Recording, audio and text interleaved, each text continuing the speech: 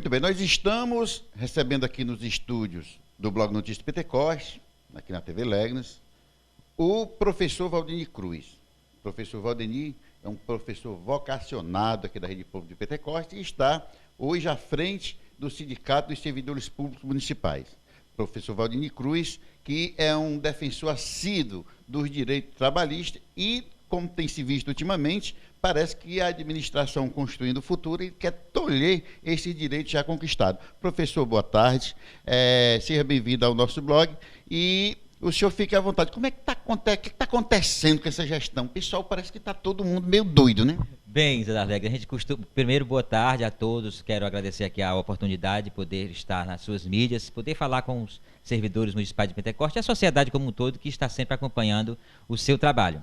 Bem, em Pentecoste a gente costuma dizer que parece que os gestores querem fazer dessa cidade um feudo particular, não é? Parece que as leis de Pentecoste, as leis federais do Pentecoste não são obedecidas. A gente vê aí a questão do salário mínimo, que a gente já ganhou não sei quantas vezes, e a prefeita de Pentecoste resolve não cumprir essa lei que já foi dada como ganha para os servidores. Mas, ultimamente, nós temos visto aí direitos que são conquistados às duras penas. Ultimamente, nós temos falado muito, principalmente nesses últimos 2 dias, a respeito de um texto de planejamento, que a gente sabe que é um direito que foi conquistado ainda com a LDB de 96 e também agora em 2008, que foi aprovada juntamente com a lei do piso, que diz que pelo menos 1/3 da carga horária é para o planejamento das atividades. E aqui em Pentecoste, o sindicato, depois de muita conversa com a prefeita, ela resolveu começar a implantar no ano de 2013, começando pelas escolas da sede.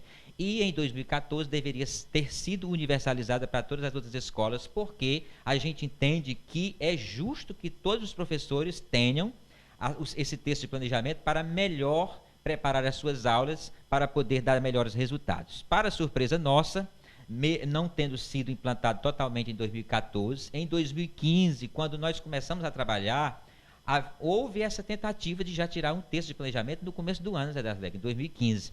Mas, graças a Deus, os professores foram firmes nas escolas e aqui em Pentecoste, pelo menos na sede das escolas de 6º ao 9º ano, tiveram o seu texto de planejamento garantido.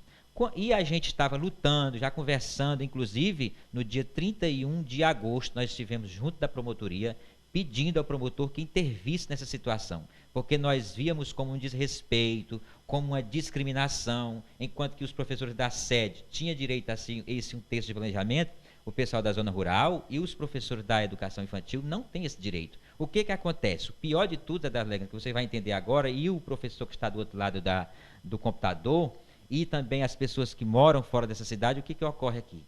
Para poder compensar, entre aspas, o direito do professor, é desrespeitado o direito do aluno. Porque todas as sextas-feiras os alunos têm que sair às 9 horas da manhã, para poder os professores terem 2 horas para poder tentar inavar a questão do planejamento. Aí o que acontece? Esses meninos ficam sem 2 horas de aula a cada sexta-feira, que nós já contamos aí 8 horas por mês, e em um dia do mês é tirado mais 4 horas para esses professores poderem, de certa forma, tentarem projetar as suas atividades. Aí, se você fizer uma conta por alto dessas aulas que os alunos perdem, em torno de 120 horas aulas por ano que esses alunos perdem. E acontece 2 coisas graves. O professor perde as horas de planejamento dele e o aluno perde as horas de aprendizagem na escola. Então, diante desses fatos, nós ouvimos agora esses dias de diretores que estavam sendo chamados na Secretaria de Educação para poder tocar nesse assunto de tirar um texto de planejamento dos professores e voltar para ser 1/5. E aí nós imediatamente nos manifestamos enquanto sindicato e a sociedade repercutiu imediatamente a notícia, porque não é admissível que a gente conquiste o direito com tanta dificuldade e retroagir. Professor, um direito desse, quando ele é violado, ele não atinge apenas o professor, ele atinge também a sociedade como um todo, né? Atinge a sociedade como um todo, porque se é um direito garantido, a gente diz tanto que a educação precisa ser valorizada, que os profissionais precisam ser valorizados, tanto financeiramente, quanto na questão do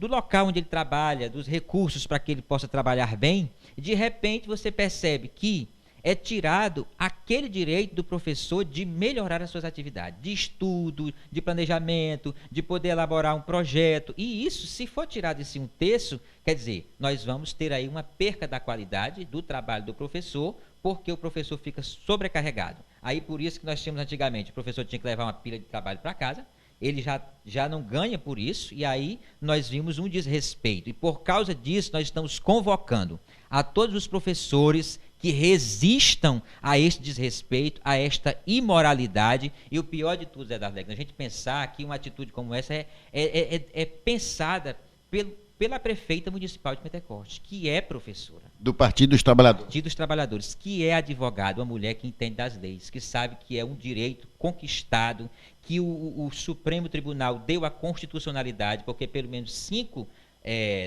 governadores entraram no Supremo querendo a inconstitucionalidade desse direito, desse projeto, e o Supremo disse, é constitucional. 1/3 da carga horária deve ser para o planejamento. Então, nós estamos certos de que estamos dentro de nossa razão e, por causa disso, defendemos a resistência. Nós até dizemos, desde o início, que quem está no interior, os professores que estão na zona rural, devem, por conta própria, tirar 1/3. Como é que eu faço isso? Trabalhando, se for, por exemplo, 20 horas, ele trabalha 13 horas na sala de aula e planeja 7 horas, porque quando eu estou cumprindo a lei, eu não posso ser punido. Então, se os professores, e nós incentivamos que eles façam isso, trabalhem às 13 horas e disponibilizem 7 horas para o planejamento. Então, nós estamos convocando, de fato, estamos realmente rechaçando, enquanto sindicato, essa ideia da prefeita querer retroagir. É tanto que agora à tarde nós soubemos de alguns professores temporários que estão recebendo suas cartas de demissão. Não estou afirmando, mas há comentários de que esses professores estão sendo demitidos para poder colocar os profissionais efetivos exatamente para preencher essas horas, diminuindo assim as suas horas de planejamento. A gente espera, e eu quero muito, enquanto presidente do sindicato, que esta ideia possa morrer imediatamente. Porque assim, a gente percebe que é um descaso, uma desvalorização, uma afronta. Eu me sinto afrontado no meu direito enquanto professor, e porque sou professor há 13 anos, Zé das Legnas, desde 2002 que eu trabalho na educação, então eu tenho propriedade para falar o que eu estou falando. A gente sabe que 2 horas por semana para planejar as atividades não tem como, porque quando você volta, você termina ali sexta-feira, 9 horas, tem o tempo do intervalo, quando você volta já é 10 horas. 1 hora para planejar a semana inteira. Não tem condições. Então, senhora prefeita, contrate logo os profissionais do concurso, nomeie-os logo, eles estão ansiosos. A gente foi falar com a promotoria sobre essa questão, tente dialogar conosco. Eu sei que é difícil dialogar, porque só se dialoga querendo que a gente entenda a situação da prefeitura. Desde sempre, a prefeitura diz que não tem dinheiro, que está com dívidas, que não está entrando os impostos, e a gente sempre vê aí os valores sendo repassados naturalmente pela União, pelo menos é o caso de Pentecostes, mas aí a gente sente que há um desrespeito para conosco. Aqui nós somos desrespeitados em quinquênio, somos desrespeitados no 1/3 que não é completo, somos desrespeitados na licença prêmio, somos desrespeitados na questão do nosso plano de cargos e carreiras, das Legnas. Uma comissão que era para ter sido criada em 2010 para poder avaliar os professores, e em 2013 eles terem mudado de referência. 5 anos se passaram e agora estamos tentando criar uma comissão para ver se a gente consegue resolver essa questão, mudar a referência do professor. A comissão não sai do lugar. Então, assim, a gente percebe que não há, de hipótese alguma, pode ser que eu esteja enganado, mas é preciso que demonstre de que há realmente um olhar voltado para a educação de fato e que mude essa realidade, porque não é isso que tem acontecido. Professor, alguns dias atrás a gente pegou também a informação de que eles estavam tentando reduzir o salário dos temporários. O senhor ouviu alguma coisa a respeito? Bem, quanto a essa questão dos temporários, Zé das Legnas, é o seguinte, existia 70 pessoas, pelo menos é o que contam, que pelo horário temporário recebiam igual que recebe pelo horário efetivo. De acordo com o PCC, ninguém que seja temporário pode receber a mais do que o salário inicial. Então, isto era uma irregularidade, porque, no caso, precisaria ser pago todos os temporários com este mesmo valor que é pago a alguém que tem 100 horas a mais, por exemplo. Os apadrinhados, então. Isso, os apadrinhados e talvez alguns que vêm de antigamente. Então, assim, algumas pessoas me procuraram e disse, olha, eu até sinto que o seu salário que tenha diminuído não seja uma boa situação, mas nós não temos no que nos apegar para sustentar o seu valor, né? Porque, assim, desde que eu me entendo, eu nem sabia que existia que o ampliado recebia mais. Aí quando eu soube, eu disse, bem, eu até sei que é um desrespeito com você, mas nós não temos uma lei que garanta que você, enquanto temporário, possa receber tal qual recebe uma pessoa efetiva. Professor, olha, eu tenho certeza que foi muito esclarecedor aqui essa entrevista. O senhor, quero lhe agradecer pela disponibilidade, do senhor ter vindo, do senhor estar aqui esclarecendo os nossos internautas do que está acontecendo em Pentecoste em relação aos profissionais de educação. E, assim, eu quero lhe parabenizar pela essa coragem, pela essa força de lutar.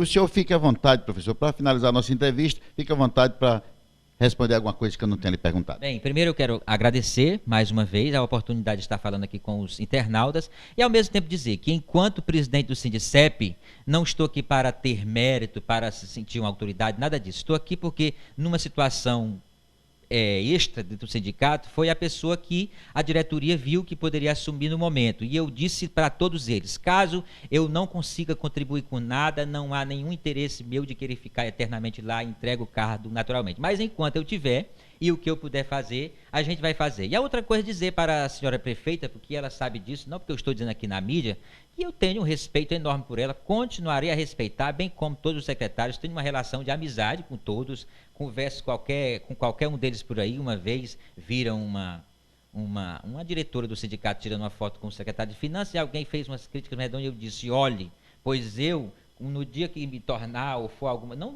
eu tirarei foto ou qualquer outra coisa, conversarei, me sentarei numa mesa, rio com eles, não há problema nenhum, porque o respeito eu tenho que ter por qualquer pessoa. Agora, quando se trata dos meus direitos, aí eu tenho que lutar por eles. Aí é o que todos nós temos que fazer.